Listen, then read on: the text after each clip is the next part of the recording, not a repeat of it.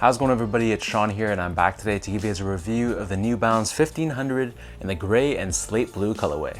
Today's video is brought to you by the good people from Heffelux. Heffelux is my all-time favorite sneaker insoles, and they sell eTPU insoles, which essentially is the same material they use for Adidas Boost. So if you're looking to add some additional comfort inside your shoes, be sure to check out their website, which I've linked down below, and you'll see they sell 4 different insole options. So depending on the type of insole density and the cushioning setup you're looking for, you're gonna find there's an insole for everybody.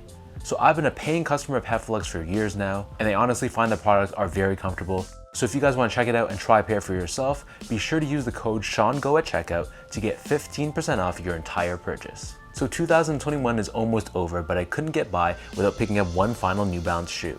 So this is the 1500 model in the slate blue and gray colorway, and the style code for the shoe is M1500BSG, and they retailed for a price of $230 US or 320 Canadian. So this year's been a great year for general release 1500 colorways. And when I first saw this colorway pop up online, I was drawn to it right from the beginning. But because of the high price point of made in UK New Balance shoes, here in North America at least, I waited till these went on sale for Boxing Day, and I picked these up for a very reasonable 180 Canadian dollars. So for the level of quality you're getting, I'd say that price is the definite steal. So diving straight into the details, the base layer of this shoe, this is constructed out of a slate blue colored mesh. We have this hit of reflective silver 3M at the outer edge, and then surrounding the front toe cap, we have this gray colored nubuck. Moving downwards, we have this very light gray colored nubuck, which runs down the mid panel of the shoe, and then above this we have more of that gray colored nubuck, and stitched on top of this we have the New Balance N logo done in a combination of gray, white, and blue. Moving downwards, we have more of that gray colored nubuck which wraps around the entire back end of the shoe, and embroidered on the lateral side only, we have 1500 branding. Surrounding the top portion of the ankle collar area, we have this light gray colored nubuck, and then underneath this there's a thin layer of reflective 3M, and then embroidered at the top in the center, we have the New Balance logo in white. For the laces, these come with these flat style laces in this tonal gray finish, and underneath this, the tongue is constructed out of mesh on the bottom half, and it's covered in nubuck on the top half, and we have New Balance Made in England branding embroidered at the very top. Taking up the insoles, these come with a thin foamed line insole. It's covered entirely in this white colored finish, and we have New Balance running branding stamped on the heel in black. So the upper of the New Balance 1500 sits atop this foam midsole, which is painted in this white finish, but we have these hits of blue foam underneath the forefoot. On the back heel, we have the New Balance word mark and the New Balance logo, and incorporated within the shoe, we have New Balance's end cap technology, which is a soft EVA core surrounded by a stiffer polyurethane rim. Turning the shoe over to the bottom, so here we have your 1500 outsole, and this is constructed out of this rubber finish, and we have this hit of slate blue in the middle with New Balance 1500 branding. So that breaks down the look and the construction of these New Balance 1500s. And for those of you guys wondering how these fit, to me these fit like all my other 1500s, so I'd recommend sticking true to size. So I'm a true size 10, slightly on the wider side, and for New Balance shoes, I usually wear between a 9.5 and a 10. So for example, I go a half size down in silhouettes like the 990 V3, V4, V5, the 992, the 993, and the 998. And in comparison, I stick true to size in the 1500, the 1530, the 997, the 990 V2 because of its more narrow toe box, and depending on the release, some of my 991s. And just to give you guys a rule of thumb, the made in UK or made in England New Balances typically fit a little bit more snug than the made in USA ones. Next up, in terms of comfort, so the 1500, I wouldn't say that it's one of the more comfortable New Balance shoes, but for just everyday casual use, it's gonna be perfectly fine.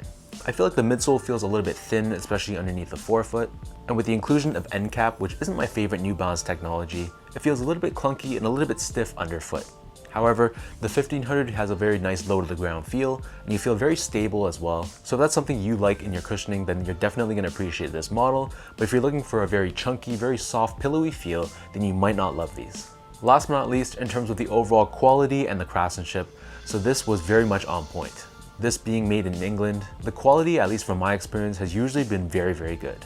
And I thought that the materials on the shoe were excellent. All the materials used on the shoe felt like it was very top notch. And similarly, the craftsmanship I thought was excellent, other than a few loose threads that I had to just cut off myself. The overall build on this shoe I thought was spot on.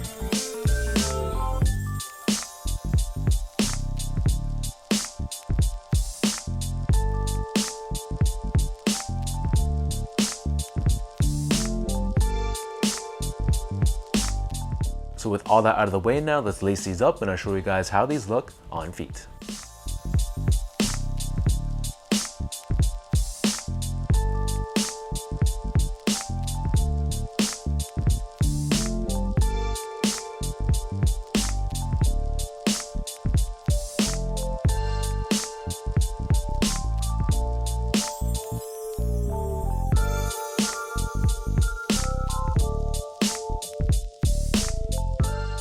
The 1500 is a model I feel to look a little bit more mature, a little bit more dressy, as compared to some of the other New Balance counterparts like the 990 series.